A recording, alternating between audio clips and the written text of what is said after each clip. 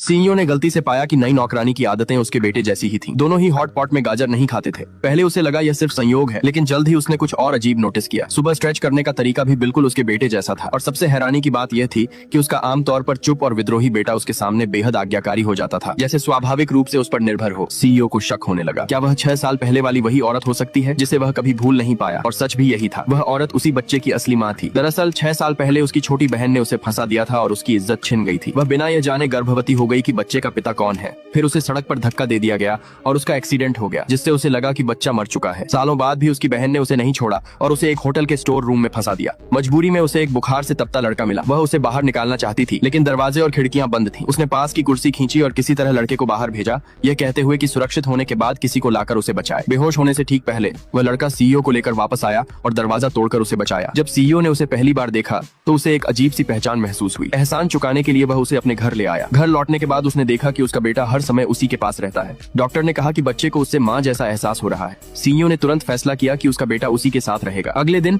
औरत की आंख खुली तो उसने खुद को एक अजनबी महल में पाया, और सामने खड़ा आदमी शहर के सबसे अमीर परिवार का निर्दयी वारिस था। जब उसे पता चला कि उसने उसके बेटे को बचाया है तो सीईओ ने उससे पूछा कि वह क्या चाहती है। औरत ने कोई इनाम लेने से मना कर दिया, लेकिन अचानक सीईओ ने उससे शादी का प्रस्ताव रख दिया। औरत यह सुनकर हैरान रह गई, क्योंकि अफवाह थी कि उसे पुरुष पसंद है। यह सुनते ही सीईओ खुद को साबित करने पर उतर आया, जिससे वह इतनी डर गई कि तुरंत वहाँ से भाग गई। लेकिन जैसे ही वह गई, बेटा जिद करने लगा। उसने खाना पीना छोड़ दिया और सिर्फ उसी से मिलने की जिद करने लगा। मजबूर होकर सीईओ को उसे ढूंढने के लिए लोगों के साथ निकलना पड़ा। जब वे दोनों अचानक उसके सामने पहुंचे तो औरत वहीं जम गई, लेकिन फिर भी उसने उन्हें अंदर बुला लिया। बाप बेटा बिना झिझक बैठकर खाना खाने लगे, जिससे वह पूरी तरह कंफ्यूज हो गई। अगले दिन औरत एक ओपनिंग सेरेमनी में गई, लेकिन वहाँ उसका सामना अपने पिता से हो गया, जो हमेशा उसकी छोटी बहन का पक्ष लेते थे। उन्होंने सबके सामने उसका अपमान किया और उसे भगा देने की कोशिश की। उसी वक्त सीईओ अचानक वहाँ आ गया और तुरंत उसे रोक दिया।